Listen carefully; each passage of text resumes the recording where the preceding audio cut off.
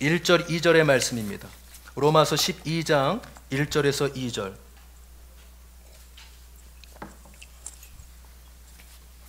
우리 찾으셨으면 저와 같이 한 목소리로 두 구절입니다. 다 같이 한 목소리로 읽어보겠습니다. 시작. 형제 자매 여러분, 그러므로 나는 하나님의 자비하심으로 힘입어 여러분에게 권합니다. 여러분의 몸을 하나님께서 기뻐하실 거룩한 산 제물로 드리십시오. 이것이 여러분이 드릴 합당한 예배입니다. 여러분은 이 시대의 풍조를 본받지 말고 마음을 새롭게 함으로 변화를 받아서 하나님의 선하시고 기뻐하시고 완전하신 뜻이 무엇인지를 분별하도록 하십시오. 아멘. 우리 2절만 다시 한번 우리 천천히 우리 마음에 새기면서 다시 한번 읽어보겠습니다. 시작. 여러분은 이 시대의 풍조를 본받지 말고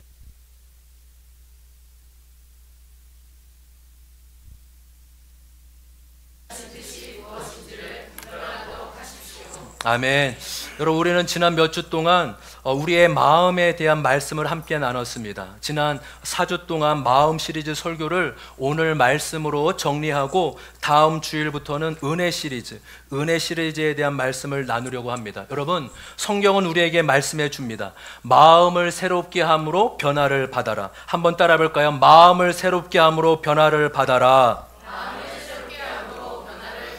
그러니까 우리가 새롭게 할 것은 다른 게 아니라 바로 우리의 마음입니다. 그래서 성경도 마음의 중요성에 대해 많은 구절을 통해 강조하고 있고, 다른 것이 아니라 마음이 새로워질 때만 새 사람이 되어진다라고 말씀하고 있어요. 우리는 보통 새로운 시간이 오면, 새로운 장소에 가면, 새로운 기회로 인해 우리의 마음이 바뀌고 새로워질 것 같지만 그렇지 않습니다. 물론 그런 것도 어느 정도 동기부여가 되고 새로움을 가져다 주지만 우리의 마음이 새롭게 해주는 것이 아닙니다. 그렇다면 우리의 마음이 어떻게 새로워질 수 있을까요? 오직 새 영이신, 바로 새 영이 우리 마음에 들어오실 때 새로워지는 것입니다. 구약의 놀라운 약속입니다. 에스겔 36장 26, 27절 말씀 같이 한번 읽어볼까요? 시작. 너희에게 새로운 마음을 주고 너희 속에 새로운 성을 부어주며 너희 몸에서 돌같이 굳은 마음을 없애고 살갗처럼 부드러운 마음을 주며 너희 속에 내 영을 두어 너희가 나의 모든 율례대로 행동하게 하겠다. 그러면 너희가 내 모든 규례를 지키고 실천할 것이다. 아멘. 여러분 26절 말씀 보십시오. 여기서 새 마음을 하나님께서 우리에게 언약에 실패한, 율법에 실패한 우리에게 새로운 마음을, 너희들이 이제 너의 행위로 언약과 율법을 지킬 수 없으니 이제는 너의 마음을 새롭게 해주겠다. 너에게 새로운 영을 넣어주겠다라고 약속하셨죠. 함께 고백해 볼까요? 새로운 영을 넣어주겠다. 여러분, 여기서 말하는 새로운 영이란 무엇입니까? 바로 하나님이 보내신 예수 그리스도를 의미합니다. 바로 예수 그리스도의 영인 성령님을 말씀하고 있습니다. 여러분, 그래서 우리는요, 성령님이 누구신가 여러 의문이 있는데 한마디로 성령님은요, 예수 그리스도의 영이에요. 한번 따라 볼까요? 성령님이란 예수 그리스도의 영이시다. 할렐루야. 그러니까 새 영이신 예수 그리스도가 우리의 마음에 들어오실 때 우리는 새로운 존재, 새로운 사람이 되는 것입니다. 여러분, 고린도후서 5장 17절 다 외우시죠? 한번 외워볼까요? 누구든지 시작. 누구든지 그리스도 안에 있으면 새로운 피조물이라. 이전 것은 지나갔으니 보라 새 것이 되었도라. 그러니까 보통 이제 말씀은 개역개정으로 외우는데 보십시오. 새 번역. 누구든지 그리스도 안에 있으면 그는 새로운 피조물이다 라고 말씀하고 있습니다. 여러분, 그리스도 안에 있다라는 이 말은요, 내가 예수님을 믿고 영접한다는 의미예요. 그리스도 안에 있다라는 말이 무엇일까? 다른 게 아니에요. 내가 예수 그리스도를 믿고 영접하는 것이 바로 그리스도 안에, 내가 그리스도 안에, 그리스도가 내 안에 있는 거구나라는 것입니다. 그래서 누구든지 예수 그리스도를 믿고 영접한 사람은 새로운 존재, 새로운 사람이 되었다라고 말합니다. 여러분, 저의 이름은요, 자연입니다. 여러분, 이 이름이요, 할아버지가 지어주셨는데 그 연자가요, 연못 연자로요. 약간 불교식 이름이에요. 연못 여러분 아시죠? 그래서 스스로자의 연못연입니다. 저는요 지금도 그 제 이름이 무슨 의미인지 모르겠어요. 그 스스로 물이 되다. 그러니까 약간 불교식 이름이 아닐까 합니다. 근데 20살 때 예수님을 믿고요. 제 이름을 제가 다르게 해석했어요. 제 신은 새로울 신은 아닙니다. 그냥 근데 저에게 나름대로 의미를 부여해서 새로울 신의 네이처, 자연, 네이처죠. 그래서 새로운 피조물, 뉴 네이처. 그래서 아주 성경적이지 않습니까? 뭐 처음 저희 아내가 뭐 처음 듣는 것처럼 이렇게 얘기하는데 뭐 자주 듣지 않았나요? 아마 오랜만에 들어서 그러는지. 그래서 새로운 신의 자연, 뉴 네이처, 새로운 피조물이다. 그러니까 저 스스로 예수님을 믿고 이름의 의미를 해석을 그렇게 저 스스로 받아들였습니다. 여러분, 인간이 새로워질 수 있는 유일한 길은 오직 예수 그리스도를 믿고 영접하는 것밖에 없음을 믿습니다. 교육이, 지식이, 환경이 새 사람을 만드는 것이 아니라 오직 예수님만이 새 사람을 만드는 것입니다. 그래서 우리가 그토록 복음을 전하고 전도하는 이유가 바로 여기에 있는 것입니다. 그런데요, 신기합니다. 예수 그리스도를 믿으면 새로운 피조물이 되고 새 사람이 된다고 성경은 분명히 약속했는데, 여러분 이상하게 우리 자신의 모습을 보면 정말 내가 새 사람이 맞나? 정말 내가 새로운 피조물이 맞나? 이런 생각이 듭니다. 아니, 이렇게 처음 예수님을 믿었을 때는 정말 새 사람이 된 것 같기도 하고 마음도 바뀐 것 같고 삶도 어느 정도 바뀐 것 같습니다. 근데 어느 순간요, 자신을 보니 내가 정말로 새로운 존재, 새로운 사람이라는 사실이 잘 와닿지 않고 믿어지지 않습니다. 여러분, 그 이유가 무엇일까요? 여러 가지 이유가 있겠지만 크게 두 가지로 살펴볼 수 있습니다. 첫 번째는요, 가장 본질적인 문제로 내가 진정으로 예수님을 나의 구원자요 주인으로 인격적으로 믿고 영접했나의 문제예요. 여러분 잘 들으세요. 이것은 진정한 믿음의 문제, 구원의 문제죠. 그러니까 이 문제는요, 아무리 강조해도 지나치지 않을 것입니다. 왜요? 신앙의 목적이 바로 여기에 있기 때문인 것입니다. 근데 오늘 주제와는 다르기 때문에 넘어가도록 하겠습니다. 두 번째는요, 바로 마음의 문제예요. 따라 볼까요? 마음의 문제. 여러분, 새로운 피조물, 새로운 존재가 되었다라는 것은요, 완전한 사람이 되었다라는 의미가 아니에요. 새로워진 것은 무엇이냐? 우리의 영혼이 새로워진 것입니다. 다시요, 새로워진 것은 무엇이 새로워졌다고요? 우리의 영혼, 더 성경적으로는 영이 새로워진 거예요. 아까 처음에 말씀드린 것처럼 죄와 허물로 죽었던 우리의 영이 예수님을 통해 살아나서 하나님을 알 수 있고 하나님을 믿을 수 있게 된 것이에요. 그래서 한번 보실까요? 우리의 존재는요, 그래서요, 영이 우리의 새롭게 탄생하고 중생한 거듭난 우리의 영이 우리의 존재를 규명한 거예요. 그래서 여러분, 나이에 상관없이, 그 사람의 어떤 직업, 어떤 신분에 상관없이 내가 예수님을 진정으로 믿습니다, 예수님을 진정으로 영접합니다 하는 사람은 그의 존재가 바뀐 겁니다. 할렐루야. 왜 그렇습니까? 바로 그 영이, 바로 죽음의 영, 세상의 영, 사단의 영이 떠나가고 예수님을 믿음으로 생명의 영, 성령님이 우리의 심령 가운데 들어오셨기 때문인 것입니다. 그래서 우리의 존재가 새로워진 것이고 신분이 새로워진 것입니다. 한번 그래서 믿음으로 고백해 볼까요? 예수님을 믿음으로, 더 크게요, 예수님을 믿음으로 내 영이 살아나고 새로워졌다. 할렐루야. 이것이 변함없는 진리예요. 여러분, 새로운 사람이 되었는데요, 위대한 사도 바울이 자신을 보며 심각한 고민을 합니다. 로마서 7장 19절 20절 제가 읽겠습니다. 나는 내가 원하는 선한 일을 하지 않고 도리어 원하지 않는 악한 일을 합니다.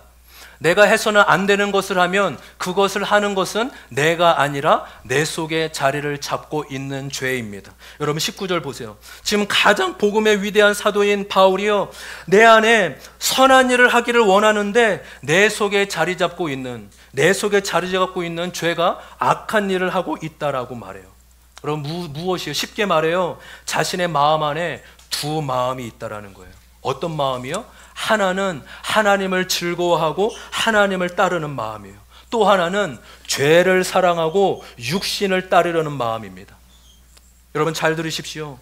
여러분, 예수님 믿지 않는 사람은요, 마음이 하나밖에 없어요. 그래서 갈등도 없어요. 하나님에 대한 죄에 대한 감각도 없어요. 오히려 죄를 사랑하고 죄를 자랑합니다. 그런데 예수 그리스도를 믿는 사람은요, 늘 하나님을 따르려는 마음과 죄를 따르려는 마음, 이 두 가지가 늘 충돌하고 갈등한다는 것이에요. 바울은 로마서 8장에 이것을 또 다른 표현으로 이렇게 이야기합니다. 제가 읽겠습니다. 육신을 따라 사는 사람은 육신에 속한 것을 생각하나 성령을 따라 사는 사람은 성령에 속한 것을 생각합니다. 육신에 속한 생각은 죽음입니다. 그러나 성령에 속한 생각은 생명과 평화입니다. 우리 5절 다시 볼까요? 여러분 보세요. 이게 지금 예수님 믿는 사람을 향한 말씀이거든요. 예수님 믿는 사람 마음 안에 두 가지 생각이 있다라는 거예요. 어떤 생각이에요? 첫 번째는요, 육신의 생각. 두 번째는요, 영의 생각, 성령의 생각이에요. 예수님을 믿지 않는 사람은요, 죄의 생각, 육신의 생각밖에 없어요. 그런데 예수님을 믿는 사람은 어떤 마음이 있다고요? 육신의 생각과 성령의 생각, 이 두 가지가 늘 공존하고 있다라는 겁니다. 여러분, 육신의 생각이 무엇이에요? 여러분, 예수님을 믿으면 우리의 지난 과거의 경험과 감정들이 다 사라지는 것이 아니라 여전히 나에게 남아있어요. 새로워진 것은 무엇이죠? 박한수 집사님, 새로워진 건 무엇이죠? 예, 잠깐 이렇게 허공을 바라보는 것 같아서 잠깐 물어봤습니다. 예, 저를 바라봐 주시고요. 예. 여러분, 우리가 예수를 믿는 사람 뭐가 새로워졌죠? 영이 새로워졌다니까요. 할렐루야. 경험이나 예전의 과거의 생각이 새로워진 것이 아니라 우리의 영이 새로워진 것입니다.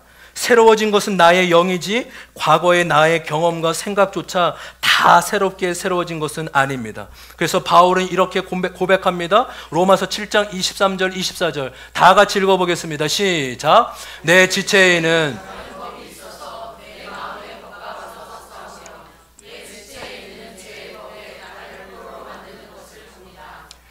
나는 비참한 사람입니다. 누가 이 죽음의 몸에서 나를 건져주겠습니까? 23절 보십시오. 바울이 지금 고백하는 거예요. 나의 가장 큰 적은, 죄를 짓게 만드는 것은 세상이나 사단보다도 바로 내 안에 있다. 내 안에 육신, 내 자아가 여전히 세상을 사랑하고 죄를 짓게 만든다라고 그렇게 고백하고 있는 것입니다. 여러분들은 믿음대로 사는 게 쉬우십니까? 감각대로 사는 게 쉬우십니까? 그렇죠? 여러분은 마음대로, 말씀대로 사는 게 쉬우신가요? 마음대로 사는 게 쉬우신가요? 다시 한번요. 단어가 비슷한데 헷갈리시면 안 됩니다. 말씀대로 사는 게 쉽습니까? 마음대로 사는 게 쉽습니까? 그렇죠. 마음대로 사는 게 쉬운 거예요. 왜요? 우리의 영은 예수님을 통해 새로워졌지만 우리의 몸과 마음에는 옛사람이 그대로 남아있기 때문이에요. 그래서 우리가 날마다 믿음의 의지, 믿음의 결단을 내리지 않으면 하나님을 따라가기 힘듭니다. 여러분, 바울의 고백을 볼까요? 고린도전서 15장 31절의 말씀입니다. 다 같이 한번 읽어보겠습니다. 시작.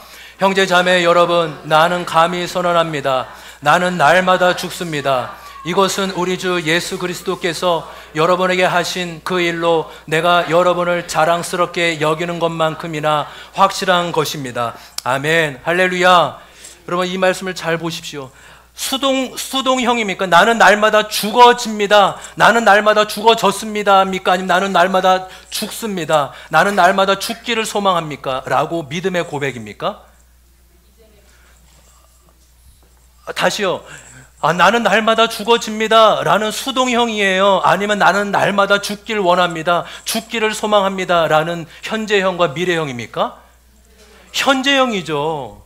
죽어집니다가 아니에요. 주님, 저는 날마다 죽습니다. 내가 믿음으로, 내 믿음의 결단으로 날마다 죽어지기를 소망합니다. 할렐루야.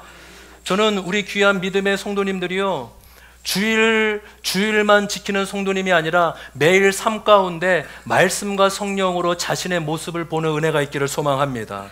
날마다. 여러분, 내일 아침에 9시 오늘 이렇게 은혜를 받았어도요, 내일 아침 9시에 똑같이 세상으로 나아가면서 기도하지 않으면 안 돼요. 결단하지 않으면 안 돼요. 하나님, 내가 어제 믿음의 고백처럼 주일처럼 한 주간도 살게 해 주십시오. 여러분, 날마다 믿음의 결단이 있기를 소망합니다. 여러분, 이게 결론이에요.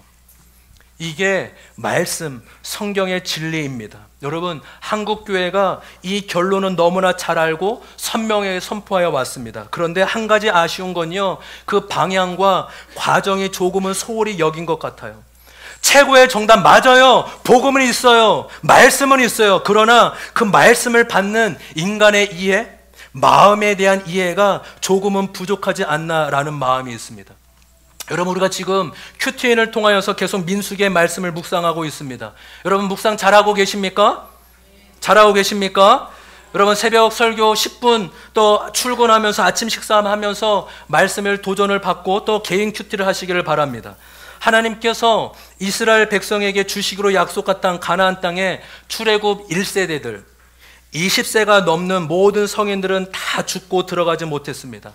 그 가데스 바네아 사건을 통하여서 자신들의 부르신 하나님의 목적을, 정체성과 사명을 잃어버렸기에 광야에서 다 죽고 말았습니다. 이제 광야에서 태어난 또 20살 이전에 출애굽 2세들만 가나안 땅에 들어가게 됩니다. 근데요, 말씀에 보니까요, 안타깝게도 이 출애굽 2세대들도요 1세대들과 그다지 다르지 않는 모습입니다. 민수기 20장 1절 말씀 볼까요? 같이 한번 민수기 20장 1절 같이 한번 읽어보겠습니다. 시작. 첫째 달에 백성은 가데스에 머물렀다. 미리암이 거기서 죽어 그 땅에 묻혔다. 여러분, 여기서 첫째 날이란 1절 한번 보세요. 첫째 날이란 애굽에서 나온 지 40년째 되는 첫째 날이에요. 지금 민수기 19장과 20장은요 분량으로 한 장 차이지만 38년의 시간이 지났어요.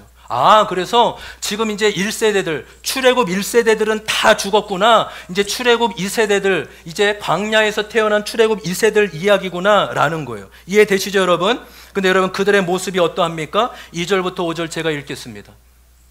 회중에게는 마실 물이 없었다. 백성은 모세와 아론을 비방하려고 함께 모였다. 백성은 모세와 다투면서 이렇게 말하였다. 우리의 동족이 주님 앞에서 죽어 넘어졌을 때 우리도 죽었더라면 좋을 뻔하였소. 어쩌자고 당신들은 주님의 총애를 이 광야로 끌고 와서 우리와 우리의 가축을 여기에서 죽게 하는 거요. 우리 5절 같이 한번 읽어볼까요? 시작. 어찌하여 당신들은 우리를 이집트에서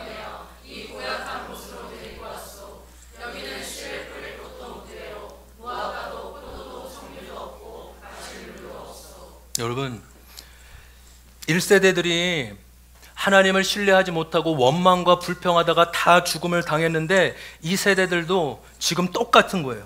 똑같이 하나님을 원망하고 불평하고 있습니다. 우리에게 마실 물이 없고 광야에서 차라리 죽는 게 나을 거라고 말합니다. 또 왜 이집트에서, 그렇죠? 5절에 보시면 왜 이집트에서 우리를 이끌어내서 이곳으로 데리고 왔냐라고 불평합니다. 여러분, 무섭지 않습니까? 1세대들의 모습을요 2세대들도 그대로 따라하고 보여주고 있다라는 것입니다. 여러분, 그래서 우리의 부모가, 우리의 어른 세대가 얼마나 중요한지 모릅니다. 여러분, 우리 부모님들 잘 들으십시오. 우리의 삶의 모습을 하나님도 지켜보시지만 우리 자녀들도 다 지켜보고 있습니다. 여러분, 김양재 목사님의 정말 진리예요. 뭐라고 얘기합니까? 문제 부모는 있어도 문제아는 없다. 한번 따라해 볼까요? 문제 부모는 있어도 문제아는 없다. 여러분, 이제 저희 경민이가요 참 멋지고 좋은 아들인데요, 이런 모습이 있어요. 기분이 안 좋거나 혼날 때요 엄마 탓, 아빠 탓을 하는 거예요. 제가 경민이에게 경민아 핸드폰 그만해야지, 게임 그만해, 그러면 아빠는 핸드폰 안 봐? 나보다 더 하잖아, 막 이래요.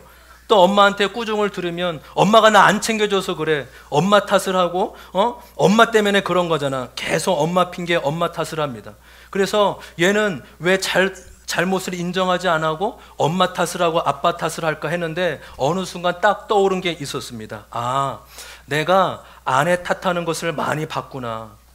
내가 아내 탓하고 당신 때문에 이런 거야, 왜 나를 챙겨주지 않아? 왜 나를 받아주지 않아? 이렇게 탓하는 것을 보고 자연스럽게 배우게 된 거구나 알게 되었어요.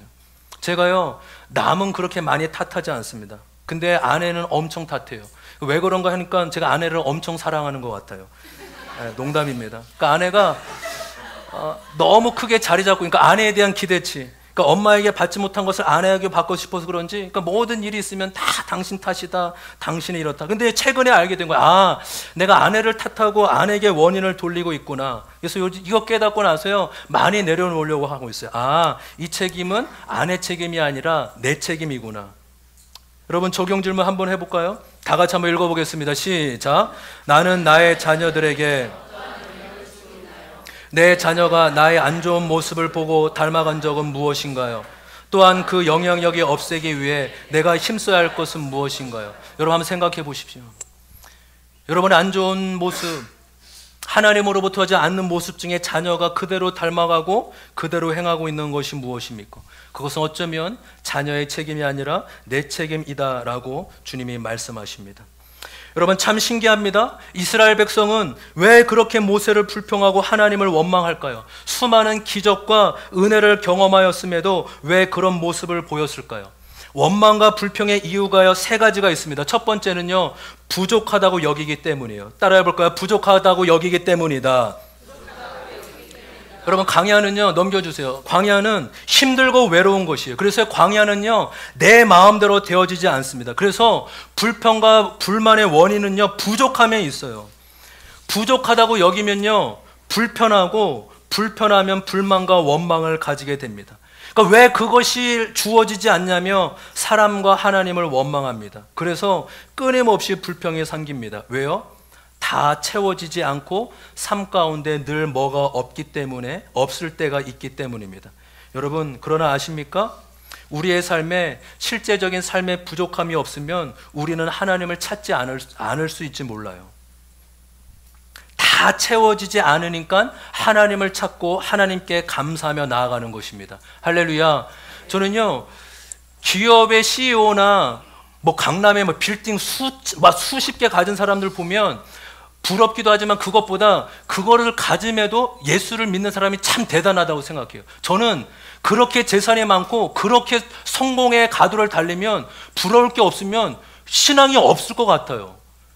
아니, 그렇게 뭐 올림픽 있으면 여러분, 부자들 자녀들 한번 말씀드렸잖아요. 그들은요, 공부하다가 올림픽 개막식 있으면 비행기 타고 VIP가 아니, 가장 좋은 석 안 타봐가지고 모르는 비즈니스석인가요? 퍼스트 클래스. 그렇죠.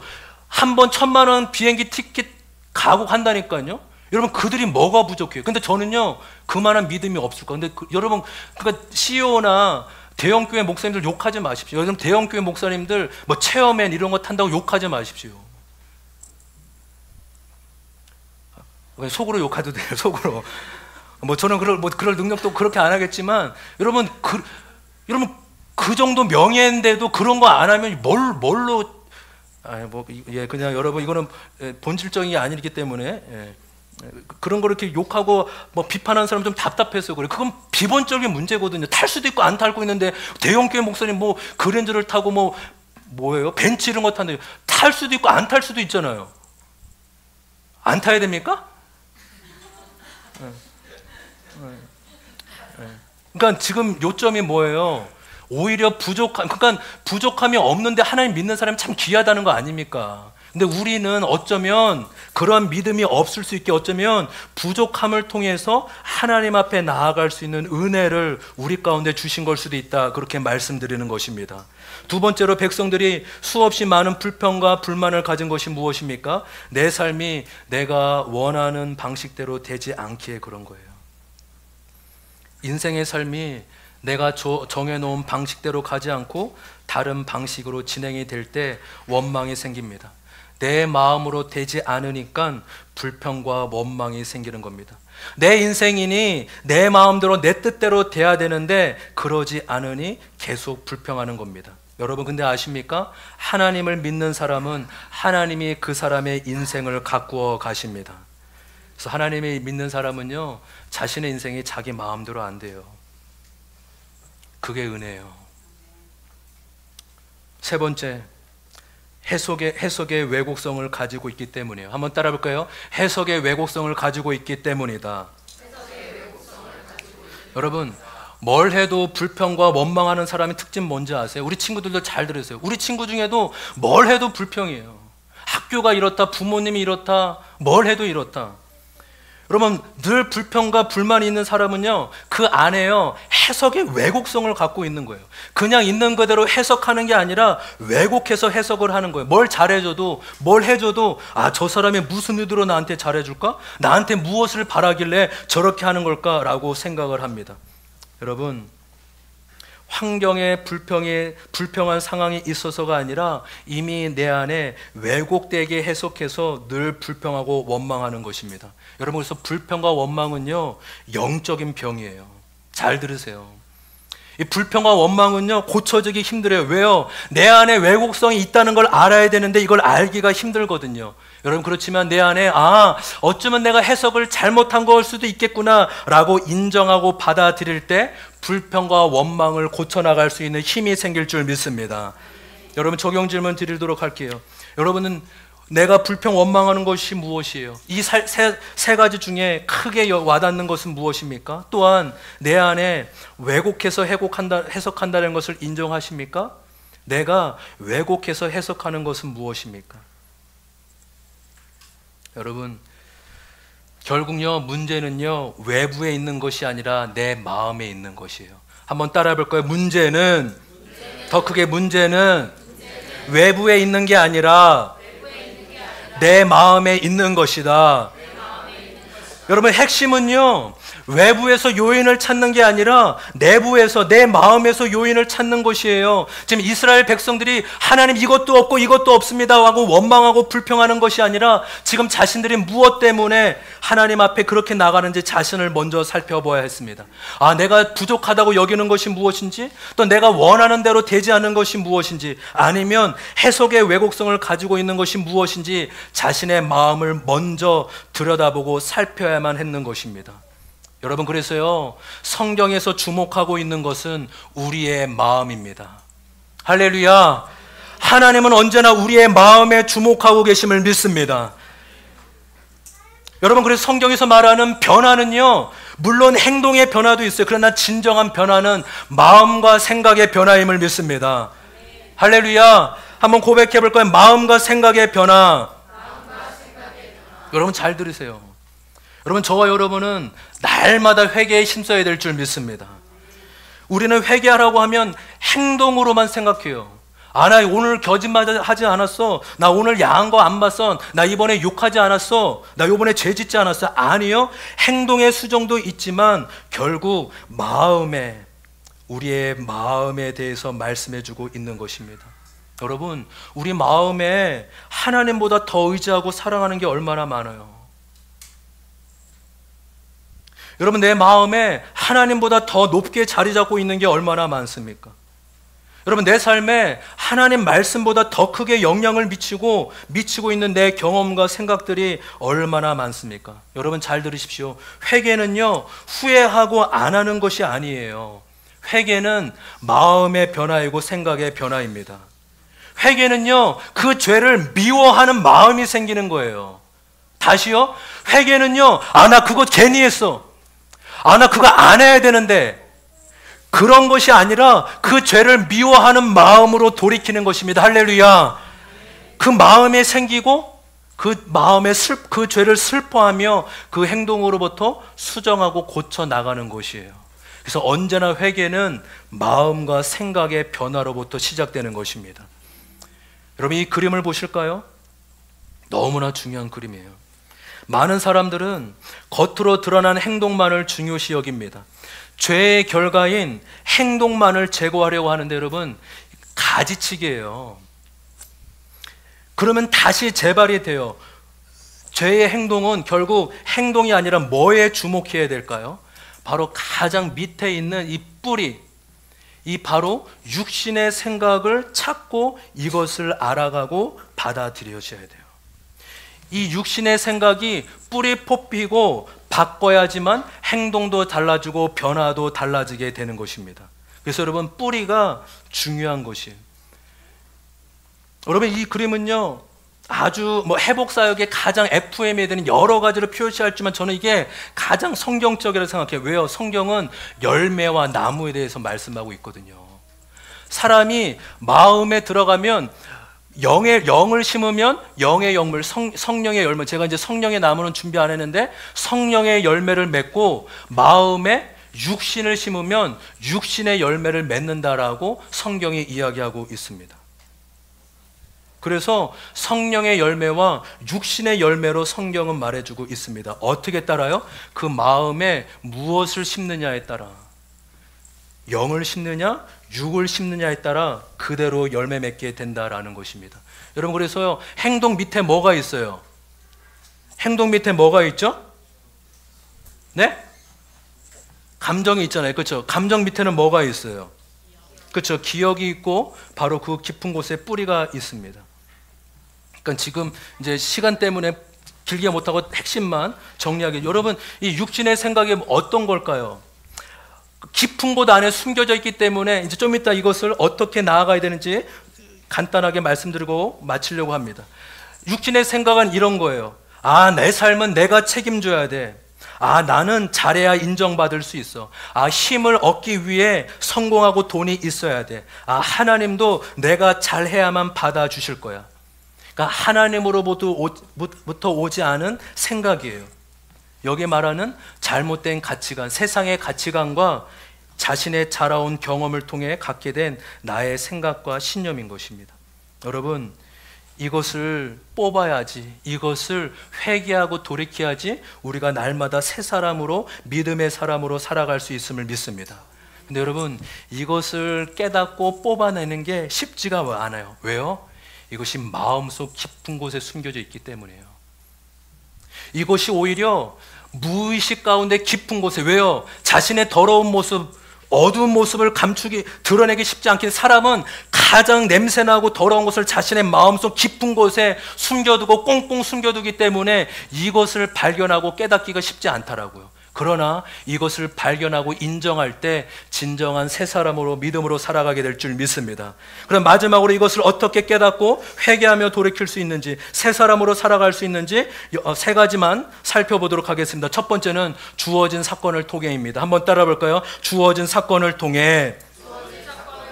여러분, 다시 그림 보실까요? 여러분, 내 삶에 드러나신 사건이 있어요. 열매들이 있어요. 그림, 크게 세 가지예요. 뭐 여러 가지 있겠지만 대부분 이 세 가지. 여러분은 어떠세요? 수동적인 열매가 많습니까? 조정의 열매가 많습니까? 공격적인 열매가 많습니까? 수동적인 열매는 뭐예요? 굴복하는 거예요. 조정의 열매는 뭡니까? 도피하고 회피하고 숨는 거예요. 중독으로 빠지기 쉬운 거예요.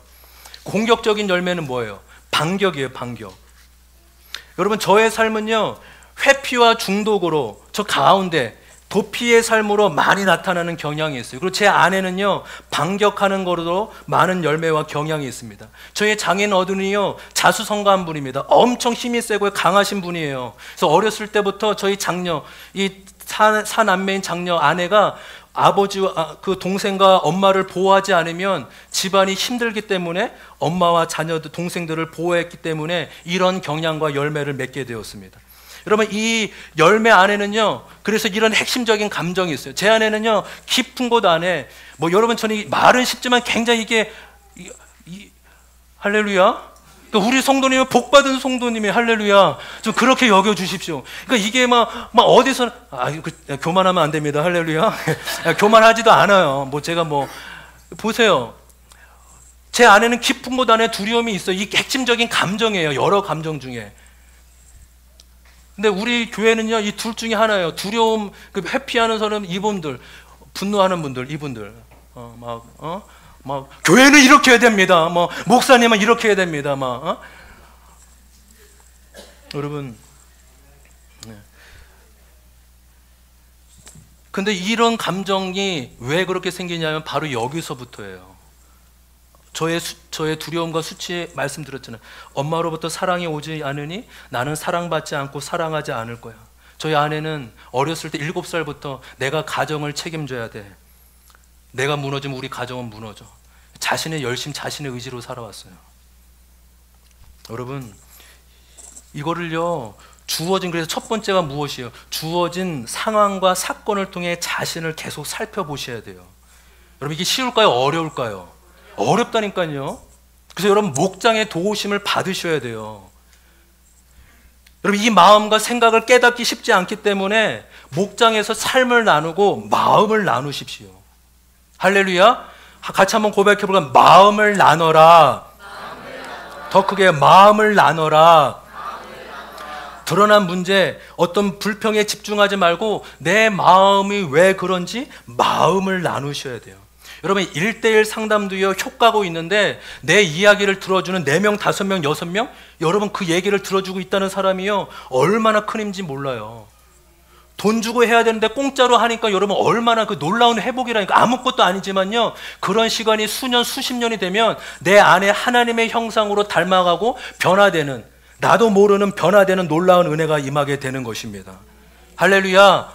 무슨 얘기해도 괜찮구나. 아, 하나님이 나의 이런 존재까지도 사랑하는 거구나를 그 시간을 통하여서 경험되는 거예요. 두 번째, 바로 이것을 어떻게 깨닫고 발견할 수 있습니까? 두 번째 따라해볼까요? 인생의 고난을 통해 하나님이 사용하시는 방법이에요. 내 경험과 내 생각으로는 감당할 수 있는 어려움을 당하게 하는 것입니다. 왜요? 이 뿌리는요, 깊은 곳에 있기에, 숨어 있기에 잘 드러나지 않아요. 그런데 내 힘으로도 어쩔 수 없는 고난을 맞이하게 될 때 내 민낯이 드러나요. 여러분, 목회자나 모든 성도들은 언제 믿음이 드러난지 아세요? 고난이 닥치면 자신의 믿음이 드러나요. 고난이 있으면 내가 하나님보다 무엇을 더 붙잡고 무엇을 믿으며 살아왔는지 알게 됩니다. 그래서 고난을 통해 남편이 우상이었고 자녀가 우상이었고 돈이 우상이었음을 깨닫고 알게 되는 것입니다. 그래서 고난이 믿는 자에게는 축복이고 회개의 순간이 되는 것입니다. 할렐루야. 마지막으로 세 번째, 말씀과 성령입니다. 따라해볼까요? 말씀과 성령. 말씀과 성령. 여러분, 왜 이런 믿음의 작업을 하려고 하는 것입니까? 육신의 생각이 하나님 말씀보다 더 크게 영향을 미치기 있기 때문이에요. 다시 그림 한번 보실까요? 여러분, 왜 이것이 정말로 깨닫고 발견하고 뿌리 뽑아야 되냐면, 이것은 내가 경험함으로 거짓을 받았기 때문에 스스로 진리라고 믿기 때문에 힘이 있는 거예요. 정말로 중요한 얘기를 했는데 다시 한번요, 그냥 좀 이렇게 이해가 되고 믿어지면 그렇구나 좀 해주십시오. 할렐루야. 다시 한번요, 이것을 왜 깨닫고 뿌리를 뽑아야 되냐면, 내가 경험을 통해서 믿게 된 거짓말이기 때문에 그 거짓말을 진리라고 여기기 때문이에요. 근데 진리입니까? 거짓입니까? 거짓이잖아요. 근데 그 거짓을 자신의 경험으로 여기고 받아들였기 때문에 진리라고 믿는 거예요. 그렇기 때문에 힘이 있고 무서운 겁니다. 여러분, 그래서 그래서 1, 2번 다시 한번 보십시오. 중요한 걸 결론을 말씀드립니다. 1번 작업과 2번 작업을 아무리 잘해도 하나님의 말씀이 없으면 아무것도 아니에요. 왜요? 하나님의 말씀이 정답이고 기준이기 때문인 것입니다. 여러분, 아무리 부부 상담 많이 해도요, 말씀으로 자신의 모습을 보지 못하고 자신의 죄를 보지 못하면 아무 소용이 없어요. 여러분, 1번과 2번만 깨달으면요, 자신이 인생의 피해자라는 피해자 의식을 벗어날 수 없습니다. 말씀이 정답이고 말씀이 기준임을 믿습니다. 그래서 말씀을 통해 내 죄가 보이고 내 죄를 깨닫는 것이 최고의 은혜임을 믿습니다. 왜요? 1, 2번에 그치는 것이 아니라 분명히 필요해요. 근데 한국 교회가 이 결론은 있어요. 정답은 있다고. 근데 1, 2번이 너무 소홀히 됐어요. 근데 들으십시오. 1, 2번도 중요하지만, 가정이 분명히 있어야 되지만 3번, 이 모든 것이 종합적으로 가야지 성경이 말하는 진정한 마음의 변화가 시작되고 회복되고 있음을 믿습니다. 여러분, 그래서 저는요, 말씀 묵상 큐티를 이렇게 정의하고 싶어요. 하나님의 말씀을 내 마음, 내 상황과 마음에 연결시키는 것이다. 우리가 날마다 말씀 보자. 저 다른 게 아닌 것 같아요. 이 세 가지 지금 말씀드린 대로, 말씀, 내 상황, 사건, 내 마음, 이 세 가지를 연결시키는 게 저는 큐티라고 생각합니다. 이거는 우리들 표가 아니라 기쁨의 제자들 표입니다. 제가 정의하였습니다. 뭐 큐티 대단한 게 아니라 계속 말씀을 통해 내 마음을 들여다보고 내 상황을 들어보고 대입시키는 거구나. 마지막 적용 질문이에요. 같이 읽어봅시다. 시작.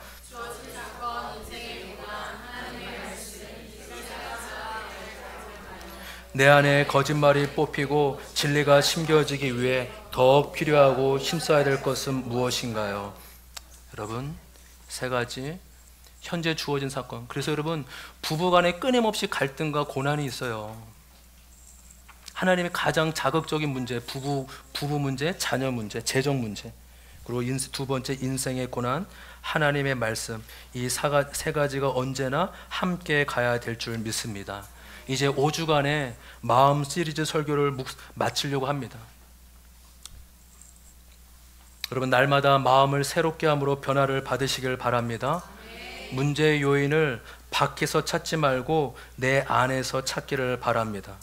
무엇보다 하나님보다 높아지고 내가 붙잡고 있는 것이 무엇인지, 하나님 말씀보다 진리라고 믿고 있는 거짓이 무엇인지 깨달아 그 죄를 뽑아내는 은혜가 있기를 소망합니다.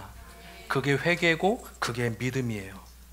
그래서 우리가 거짓말이 아니라 진리가 우리를 만들어 가도록, 생명의 열매를 맺어 가도록, 그렇게 우리의 삶이 의의 열매, 성령의 열매로 그렇게 열매 맺는 삶이 되시길 주님의 이름으로 소망합니다. 아멘. 다 같이 일어나겠습니다. 우리 시간